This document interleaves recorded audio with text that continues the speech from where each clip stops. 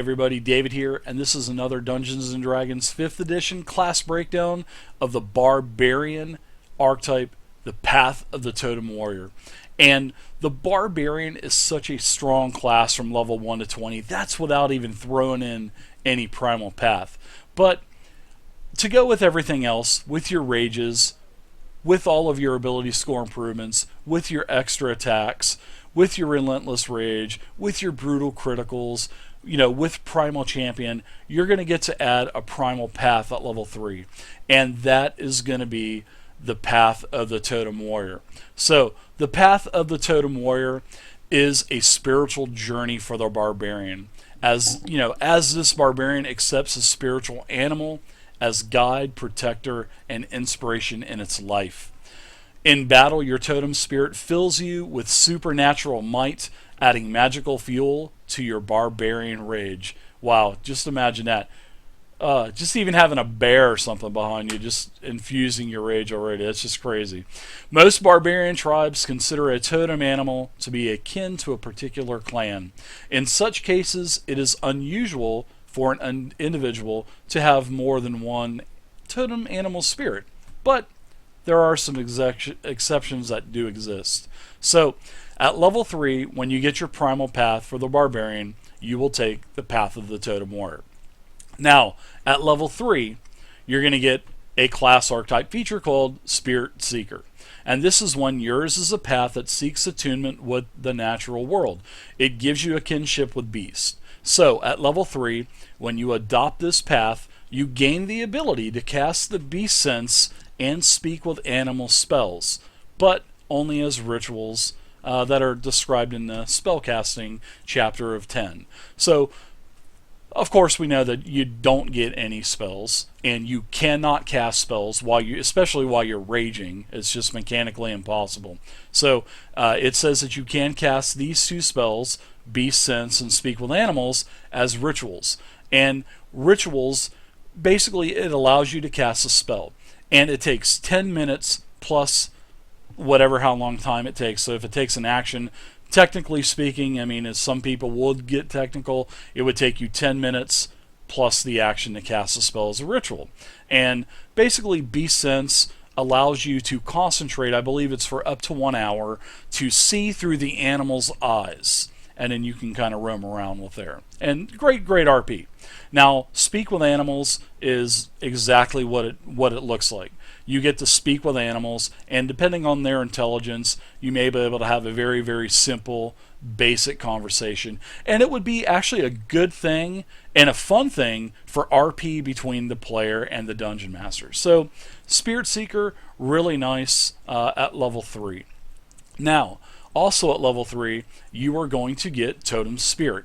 So at 3rd level, when you adopt this Primal Path, you choose a Totem Spirit and gain the feature of that totem.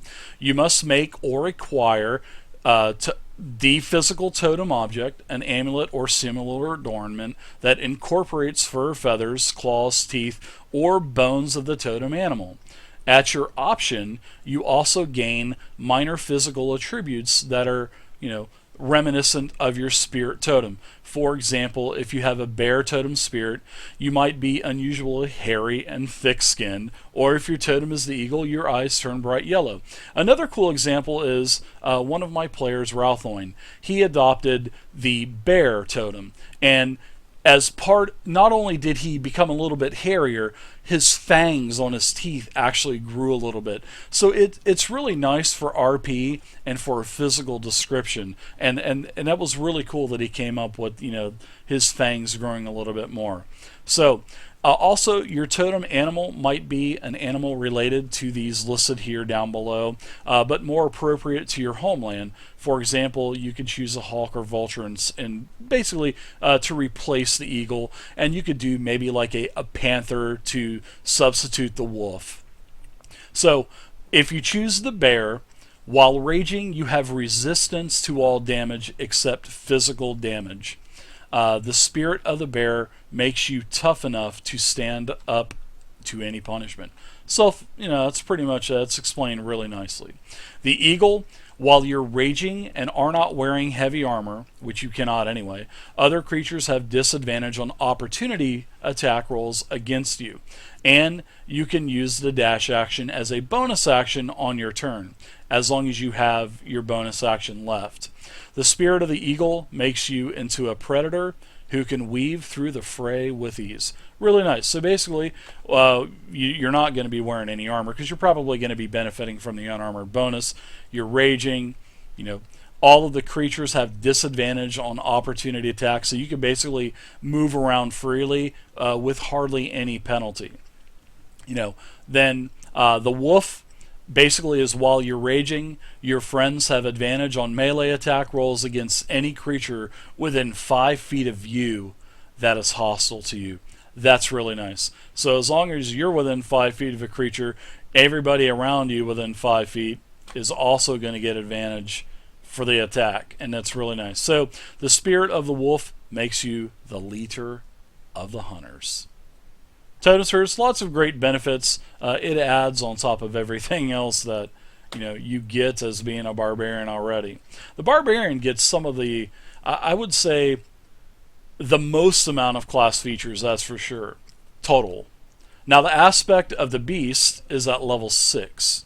Now, when you get the aspect of the beast, when you choose the same animal, or if you want to get with your dungeon master, maybe you could go ahead and maybe sweet talk him or her into allowing you to be the exception to have 2 different primal companions. So if you choose the bear, you gain the might of a bear.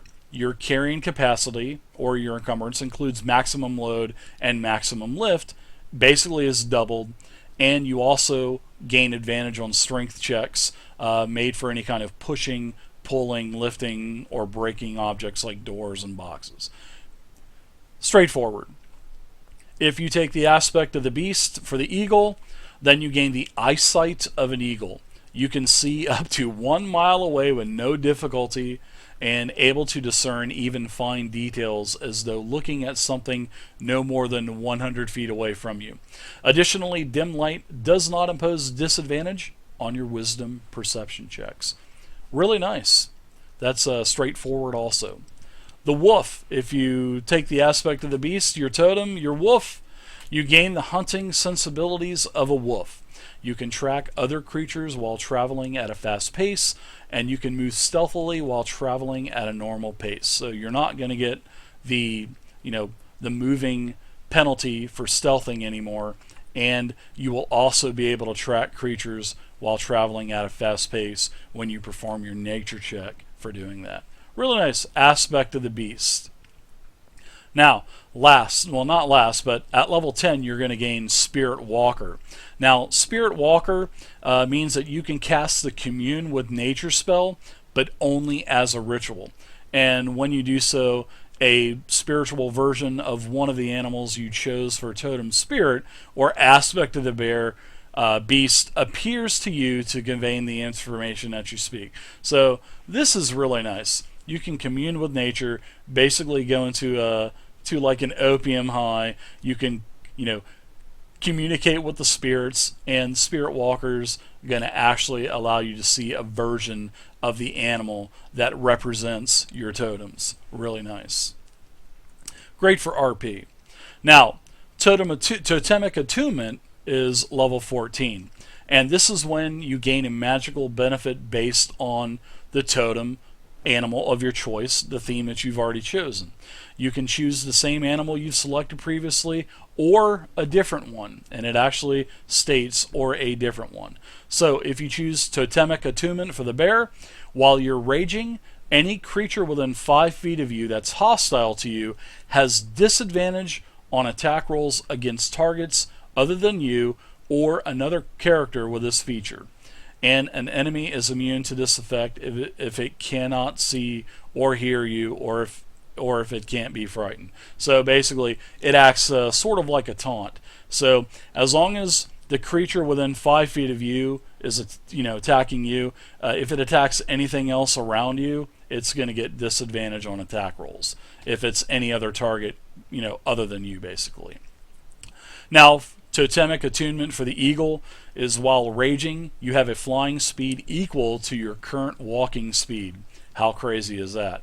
This benefit works only in short bursts, and you fall if you end your turn in the air and nothing else is holding you aloft. So if you have a movement of 30, you can fly upwards of 30 feet, but guess what? What goes up must come down. So you're going to fall and take damage for every 10 feet that you're up in the air. So Eagle is definitely nice. You could definitely have fun with that. So that is something that I would actually consider taking. Now the last Totemic Attunement is the Wolf. And while you're raging, you can use a bonus action on your turn to knock a large or smaller creature prone when you hit it with a melee weapon attack. Wow, that's really nice. Even though there's really no penalty for knocking a target prone, well, there's no penalty for the creature standing up. It just costs half the movement. I mean, that is a penalty, but it's not like in other editions where you're going to get an attack of opportunity for something standing up. So the Wolf is pretty nice, and you could definitely do some damage with this, knocking a creature prone all the time, because it does not say that it can only be knocked prone once. So, you know, just use your bonus action, and it even states that the target can be large or smaller. So even a giant, if a giant has a large, size label to it, knock it prone, have at it. So that's everything for Totemic Attunement, and that is everything for the Path of the Totem Warrior.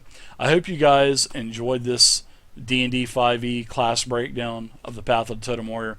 Please feel free to check out my website at tabletopping.net.